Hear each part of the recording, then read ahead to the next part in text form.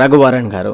ఈ పేరు వినగానే శివ సినిమాలో గ్యాంగ్స్టర్ భవానీ పాత్ర, బాసా సినిమాలో మాస్క్ ఆంటోనీ పాత్ర, ఒకే ఒక్కడి సినిమాలో అవినీతి ముఖ్యమంత్రి చౌదరి పాత్ర కళ్ల ముందు కదలాడతాయి. హీరోగా సినిమాలోకి వచ్చి సక్సెస్ అందుకున్న రఘువరన్ గారు ఆయన హీరోగా, విలన్గా, హాస్య నటుడిగా ఏ పాత్రలో నటించినా ఆ పాత్రలోనికి పరకాయ ప్రవేశం చేసి తన నటనతో ప్రేక్షకులను కట్టి పడేయడంలో దిట్ట అని అనిపించుకున్నారు.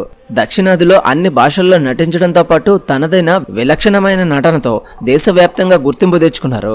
కొన్ని కారణాలతో ఆయనకు భార్య రోహిణి విడాకులు ఇచ్చారు. కెరియర్లో మంచి సినిమాల్లో చేస్తున్న మద్యానికి బానిసైన రఘువరన్ గారు 2008 మార్చి 19న కన్ను మూశారు. ఆయన నటించిన ఫస్ట్ మూవీ కాకా సినిమా వచ్చి 40 ఏళ్లు పూర్తయింది. అయితే మనం ఈ వీడియోలో రఘువరన్ గారు ఎలా మరణించారు, ఆయన భార్య రోహిణి ఆయన నుండి ఎందుకు విడిపోయింది అనేటువంటి ఎన్నో ఇంట్రెస్టింగ్ విషయాల గురించి మాట్లాడుకుందాం. రఘువరన్ గారి పూర్తి పేరు రఘువరన్ వెలాయుడం. 1958 డిసెంబర్ 11న కేరళలోని పాలక్కడ్ జిల్లాలో కొలెంకోడులో పుట్టారు. తల్లి కస్తూరి చుక్కంగల్, తండ్రి చుక్కమున్నత్ వేలాయుతం నాయర్. రఘువరన్ గారి తాత ఎన్ రాధాకృష్ణ నాయర్ గారు. ఈయనకి హోటల్ బిజినెస్లు ఉండేవి. అయితే ఈ బిజినెస్ కోసం తమిళనాడులోనే స్థిరపడ్డారు. మదురైలో హోటల్స్ పెట్టారు. రఘువరన్ గారికి 4 తమ్ముళ్ళు ఉన్నారు. రఘువరన్ గారు పుట్టాక వీరి కుటుంబం కోయంబత్తూరుకి షిఫ్ట్ అయింది. అయితే ఈయనకి సినిమాలపైన చాలా ఇంట్రెస్ట్ ఉండేది. అంటే నాటకాలు కూడా వేసేవారు. అదే టైంలో సంగీతంపై కూడా ఇంట్రెస్ట్ ఉండడంతో లండన్లోని ట్రినిటీ కాలేజ్ నుండి పియానో నేర్చుకున్నాడు. ఆ కోర్సు పూర్తయ్యాక ఇండియాకు తిరిగి వచ్చి కోయంబత్తూరులోని ఆర్ట్స్ కాలేజ్లో బ్యాచులర్ ఆఫ్ ఆర్ట్స్ కోర్సుతో పాటు అడయార్ ఫిలిమ్స్ ఇన్స్టిట్యూట్లో NGR government field and television training ఇన్స్టిట్యూట్లో చేరారు. ఒకవైపు నటనలో శిక్షణ పొందుతూనే 1979 నుండి 1983 వరకు చెన్నైలోని చెన్నై కింగ్స్ డ్రామా ట్రూప్లో కొనసాగారు. ప్రముఖ నటుడు నాజర్ గారు కూడా అదే ట్రూప్లో ఉండేవారు. ఒకవైపు నాటకాలు వేస్తూ ట్రైనింగ్ తీసుకోవడంతో పాటు తమిళ సినిమాల్లో నటించాలనే ఆసక్తితో పలు సినిమా ఆఫీసులకు వెళ్లారు. అప్పట్లో సౌత్ ఇండియా సినిమా రంగం మొత్తం మద్రాస్ కేంద్రంగా నడిచింది. ఓ నాటకంలో రఘువరన్ గారిని చూసిన కన్నడ సినిమా నిర్మాత కన్నడ సినిమా అయిన స్వప్న తింకల్గల్ చిత్రంలో చిన్న పాత్ర ఇచ్చారు. అప్పటికే ఈయన కాలేజీను డిస్కంటిన్యూ చేశారు. ఇక కుమారుడు ఇష్టంతో చేస్తున్న పని కావడంతో తల్లి కూడా అభ్యంతరం చెప్పలేదు. అలా ఆయన చాలా మూవీస్లో నటించారు. అయితే హీరో పాత్రలో ఒకే విధమైన నటన ఉంటుంది అని, విలక్షణమైన పాత్రలో అయితే బాగుంటుంది అని ఉద్దేశంతో నెగిటివ్ పాత్రలో నటించేందుకు అంగీకరించారు. 1986లో రజనీకాంత్ హీరోగా వచ్చిన మిస్టర్ భరత్ సినిమాలో మైకేల్ పాత్రలో నటించారు. హిందీలో వచ్చిన త్రిశూల్ సినిమాకు ఈ మూవీ రీమేక్ అన్నమాట. ఈ మూవీలో రఘువరన్ గారిది నెగిటివ్ పాత్ర అని చెప్పవచ్చు. అలా నెగిటివ్ పాత్రలో నటించిన ఈయన కొన్ని రోజుల తర్వాత అంటే 1987లో వచ్చిన పసివాడి ప్రాణం సినిమాలో రఘువరన్ గారికి తెలుగు సినిమాలో మరింత గుర్తింపు వచ్చింది. రఘువరన్ గారికి కన్నడ, హిందీలోనూ ఛాన్సులు వచ్చాయి. రఘువరన్ గారు తన జీవితంలో మొత్తంగా తెలుగు, తమిళం, మలయాళం, కన్నడ, హిందీ తదితర భాషల్లో దాదాపుగా 400కు పైగా సినిమాలు నటించారు. ఇక రఘువరన్ గారికి తెలుగులో శివ సినిమా ఎంత పేరు తెచ్చిందో రఘువరన్ గారికి రజనీకాంత్ హీరోగా నటించిన బాసా సినిమా కూడా అంతే పేరు తెచ్చింది. ఇలా దేశవ్యాప్తంగా గుర్తింపు తెచ్చుకున్న రఘువరన్ గారు 2008 మార్చి 19న కన్ను మూశారు. ఇక రఘువరన్ గారు తెలుగులో నటించిన చివరి సినిమా బ్యాంక్. ఇక రఘువరన్ వైవాహిక జీవితానికి సంబంధించిన అంశాలతో పాటు ఆయన మరణానికి కారణం ఏంటి అనే అంశానికి వస్తే రఘువరన్ గారి భార్య రోహిణి గారు.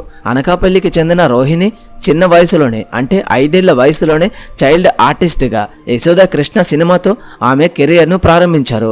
మలయాళంలో వచ్చిన కాకా సినిమాలో రఘువరన్ గారితో పరిచయం ఏర్పడింది. అప్పటికే రోహిణి గారు 10ల సంఖ్యలో సినిమాలు చేశారు. రఘువరన్ గారికి అది 2వ సినిమా.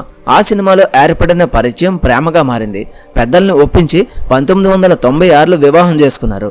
అయితే పెళ్లైన నాటికే రఘువరన్ గారికి మద్యం తాగే అలవాటు ఉండేది. పెళ్ళయ్యాక మానేస్తానని భావించినా అది జరగలేదు.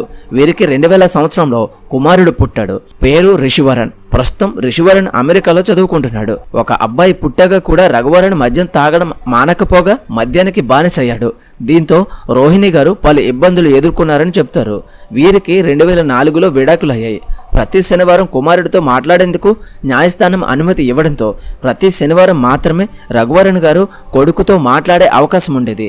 ఈ పరిణామాల నేపథ్యంలో నిత్యం మద్యం తాగుతూనే ఉండేవారు రఘువరన్ గారు. అయితే ఛాన్సుల కోసం ఎవరిని అడిగేవారు కాదు. మద్యం తాగడం, సిగరెట్లతో పాటు ఇతర అలవాట్ల కారణంగా 2008 మార్చి 19న కన్ను మూశారు. అప్పట్లో రఘువరన్ గారి మరణ వార్త దక్షిణాది సినిమా పరిశ్రమను దిగ్భ్రాంతికి గురిచేసింది. ఇక రఘువరన్ గారి అంత్యక్రియలకు రజనీకాంత్ గారు మినహా మిగతా నటులంతా హాజరయ్యారు. తెలుగు నటులు కూడా ఈ రఘువరన్ గారికి నివాళులు అర్పించారు.